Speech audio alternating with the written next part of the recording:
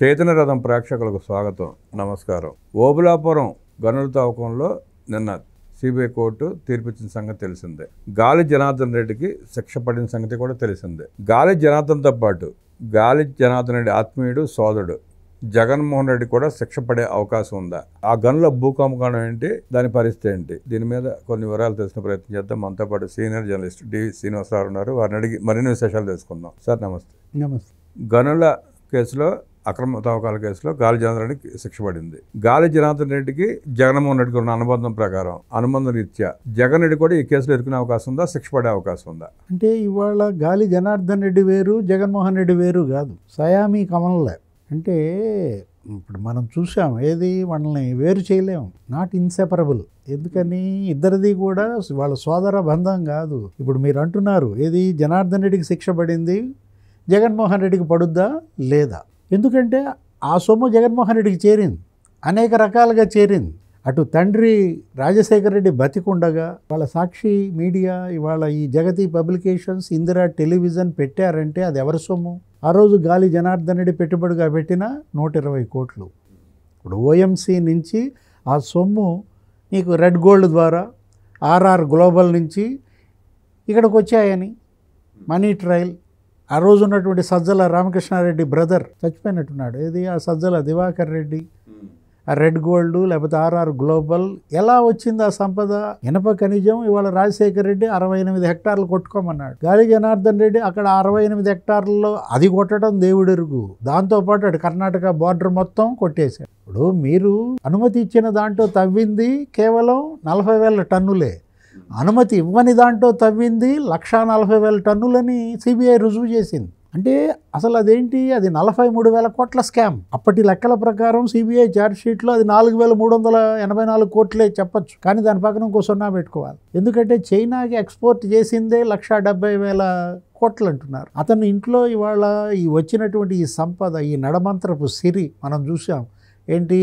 ఆ బంగారపు కుర్చీలని, బంగారపు పళ్ళాలని, ఆ గోల్డెన్ స్పూన్స్ అని, అసలు మొత్తం అసలు హెలికాప్టర్, సొంత హెలికాప్టర్. మరి గాలి జనార్దన్ అంటే ఒక కానిస్టేబుల్ కొడుకు, ఏది నీకు ఇంటి దగ్గర నుంచి ఇంట్లో టిఫిన్ చేస్తాడు, సచివాలయానికి హెలికాప్టర్లో వెళ్తాడు, అక్కడ మంత్రిగా విధులు నిర్వహిస్తాడు, లంచ్కి మళ్ళీ హెలికాప్టర్లో ఇంటికి వస్తాడు. ఇప్పుడు ఇదంతా మనకేంటి? అప్పుడు గాలి జనార్దన్ రెడ్డిలో చూసాం, ఇప్పుడు జగన్మోహన్ రెడ్డిలో అదే పోకడ. ఇతను కూడా స్పెషల్ ఫ్లైట్స్, ఇతను కూడా 2 కిలోమీటర్లు 5 కిలోమీటర్లు కూడా హెలికాప్టర్లో వెళ్ళటం రావటం. తాడేపల్లి టు తెనాలి, తెనాలి టు తాడేపల్లి, లేకపోతే Venkatapalem to Tadepalli, to and fro.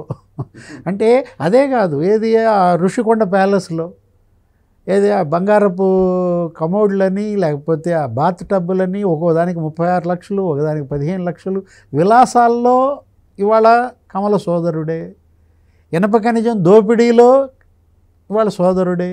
విలాసవంతమైన భవనాల నిర్మాణంలో సయామి ట్విన్నే. జైల్లో కూడా ఇవాళ సోదరుడే. ఈ బంధం జైలు బంధం అవుద్దా కాదా అంటున్నారు.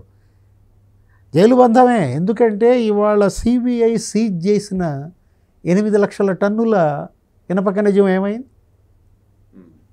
ఆ రోజు సిబిఐ హ్యాండ్ ఓవర్ చేసుకున్నప్పుడు, సీజ్ చేసినప్పుడు 2014-19 దాకా సిబిఐ హ్యాండ్ ఓవర్లో ఉంది.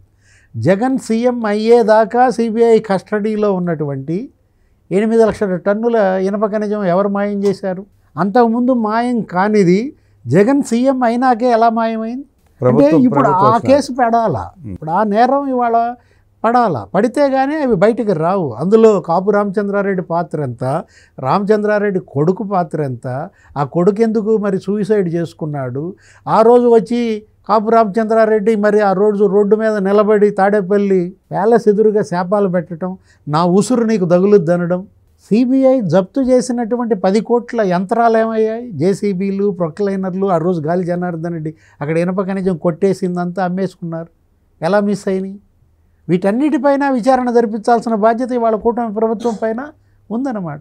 ఇప్పుడు సాక్షిలో వచ్చిన పెట్టుబడులు 120 కోట్లు, వాటి నిగ్గు తేల్చాలి. ఈ కేసు ఇంతటితో జనార్దన్ రెడ్డితో ముగియకూడదు. ఏది? గాలి జనార్దన్ రెడ్డి సంపద అంతిమ లబ్ధిదారు ఎవరు? అతను కేవలం వాటాదారు మాత్రమే. ప్రధాన భాగస్వామి జగన్మోహన్ రెడ్డి. అప్పుడు తండ్రి హయాంలో కావచ్చు, ఆ తర్వాత కావచ్చు, క్విడ్ ప్రోకో 1.0లో కావచ్చు, 2.0లో కావచ్చు. ఇవన్నీ కూడా తవ్విదే తప్ప బయటికి రావన్నమాట. ఇవాళ ఈ దర్యాప్తులో ఇది 2వ అంకం. ఈ దిశగా ఇవాళ దర్యాప్తు సంస్థలు వెళ్తాయా లేదా చూడాలన్నమాట. అదే కనుక జరిగితే ఈ కేసు ఒక లాజికల్ ఎండ్కి చేరుతుంది. అప్పటిదాకా గాలి జనార్దన్ రెడ్డితోనే ఆగుతుందన్నమాట.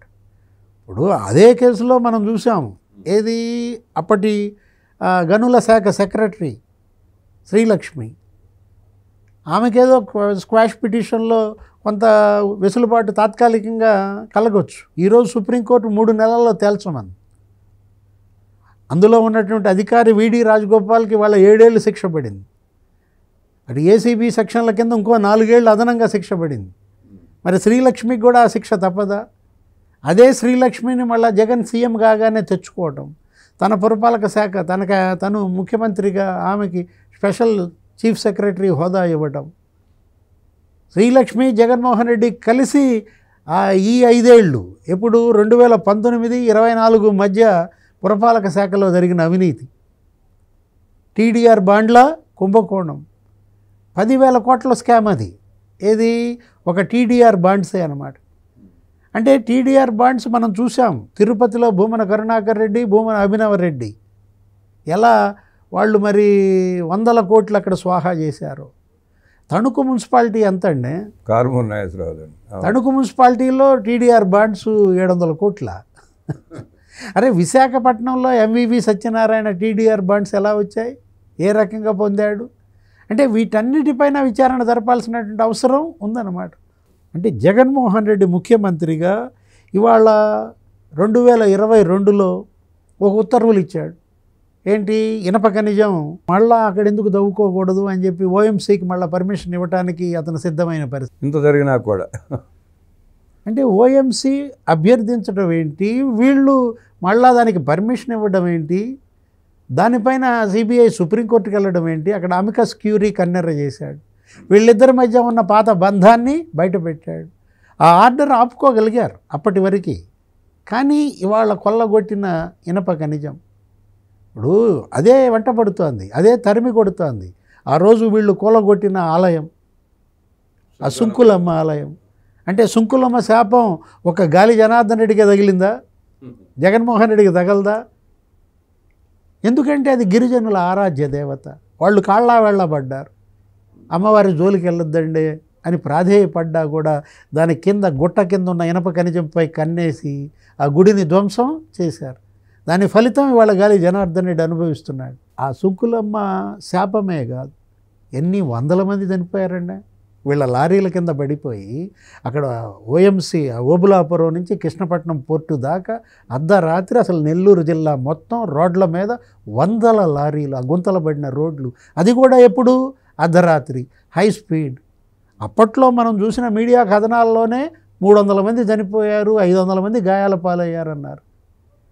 అంటే ఆ ఓఎంసీ లారీల కింద పడి చనిపోయినటువంటి వందలాది అమాయకుల యొక్క ఉసురే వీళ్ళకి తగిలిందా?